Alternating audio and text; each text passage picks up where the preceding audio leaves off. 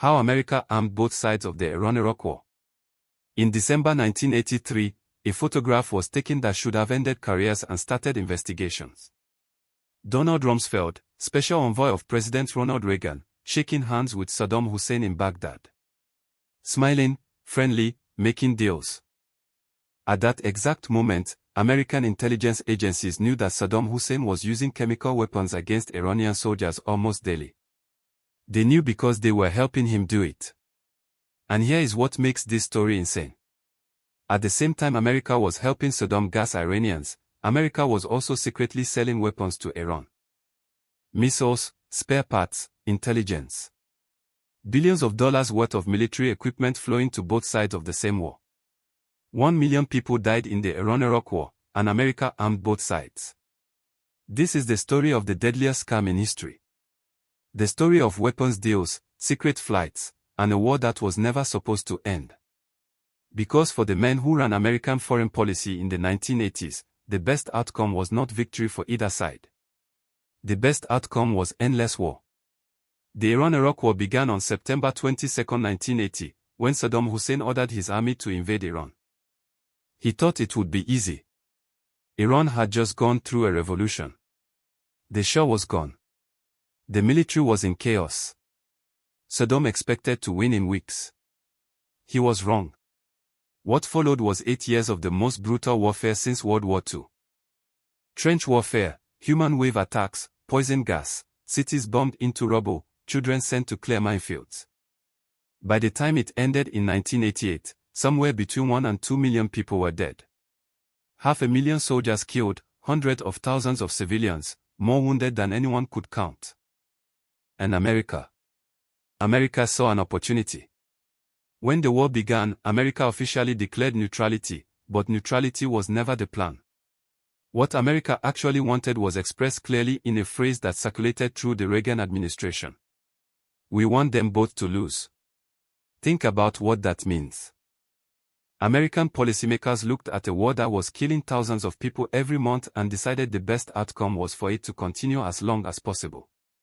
Not victory for Iraq, not victory for Iran. Stalemate, bleeding, forever. This was not a secret. Henry Kissinger reportedly said it plainly, it is a pity they cannot both lose.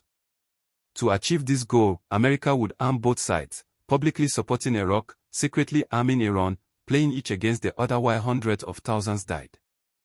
The public support for Iraq began almost immediately. In 1982, the Reagan administration removed Iraq from the list of state sponsors of terrorism. This was not because Iraq had stopped sponsoring terrorism. It was because removing Iraq from the list allowed American companies to start doing business with Saddam, and business boomed. American companies sold Iraq helicopters that were supposedly for agricultural use, but were immediately converted for military purposes. They sold computers that went straight to Iraqi weapons programs. They sold chemicals that could be used to make poison gas. The Centers for Disease Control, America's public health agency, sent biological samples to Iraq. Anthrax, botulinum toxin, West Nile virus. Samples that Iraq later admitted using in its biological weapons program. The American government knew where these samples were going. They sent them anyway. In December 1983, Donald Rumsfeld flew to Baghdad as Reagan's personal envoy. He met with Saddam Hussein and Foreign Minister Tariq Aziz.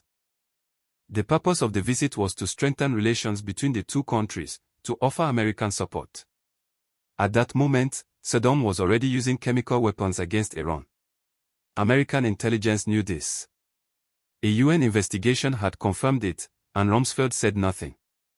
He shook hands, posed for photographs, and talked about how to help Iraq win. The following year, America restored full diplomatic relations with Iraq.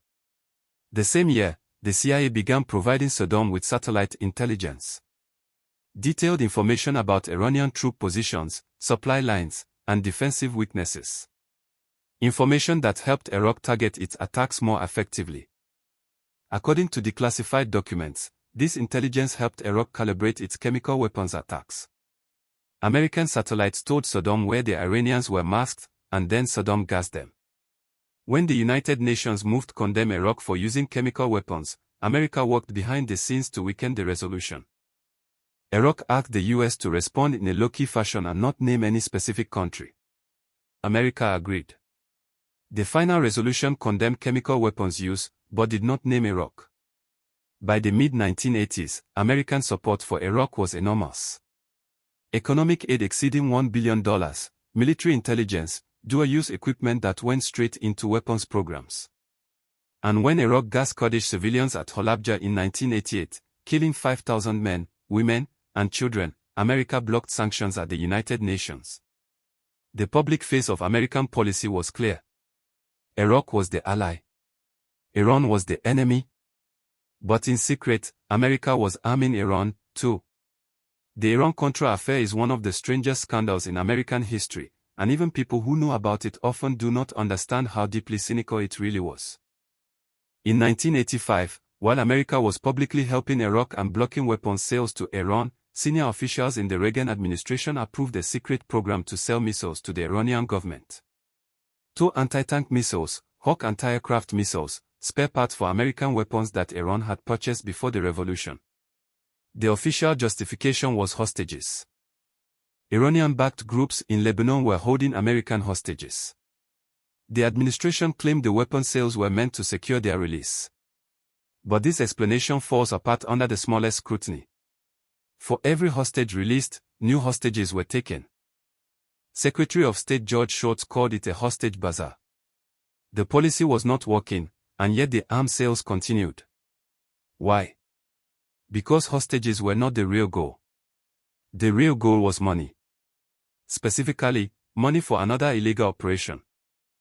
The profits from the Iranian arms sales were being funneled to the Contras, right-wing rebels fighting the socialist government of Nicaragua.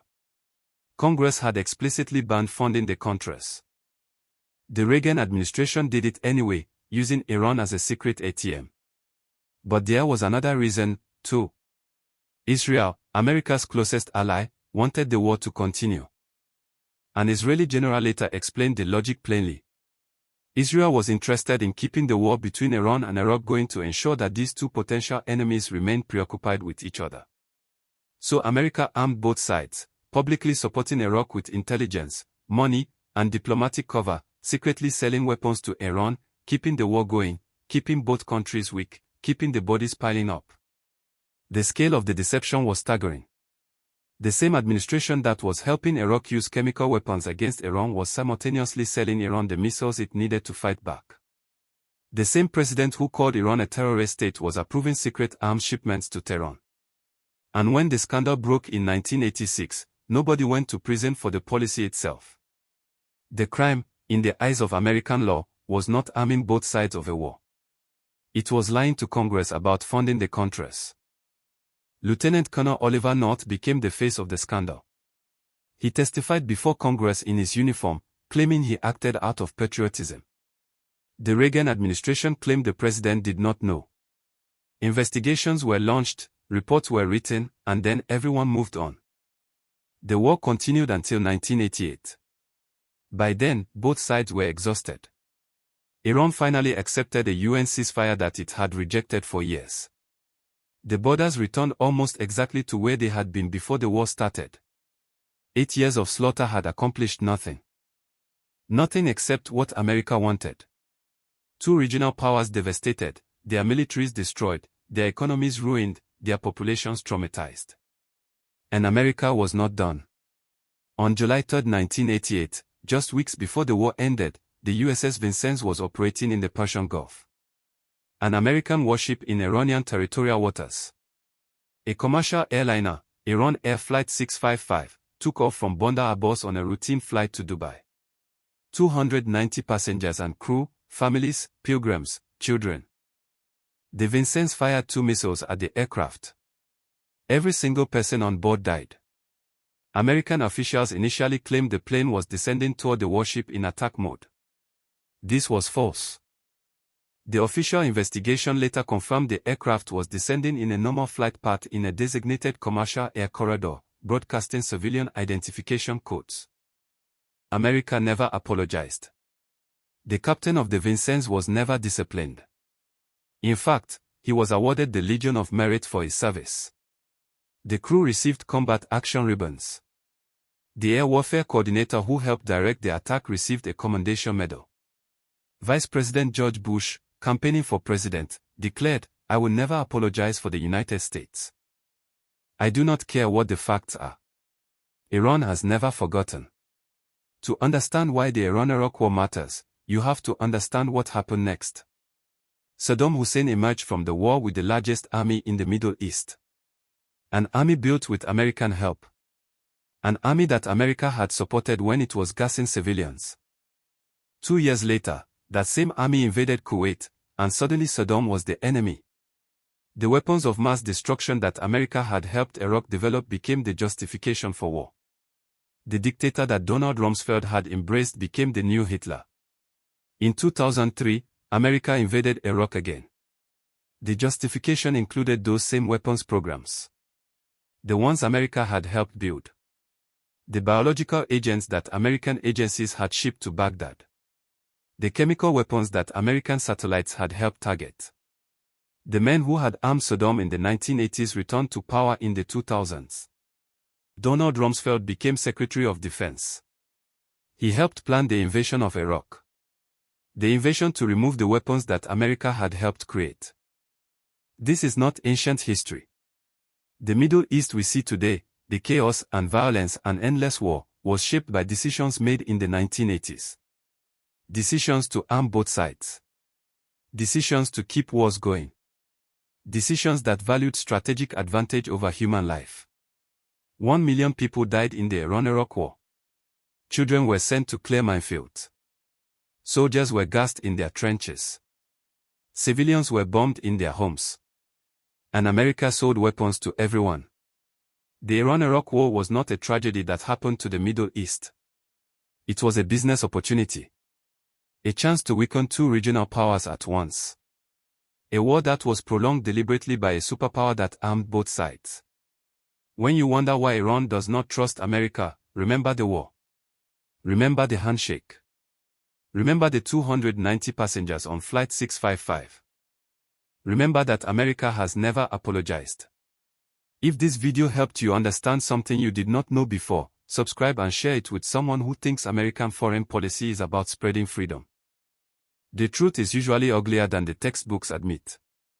I will see you in the next one.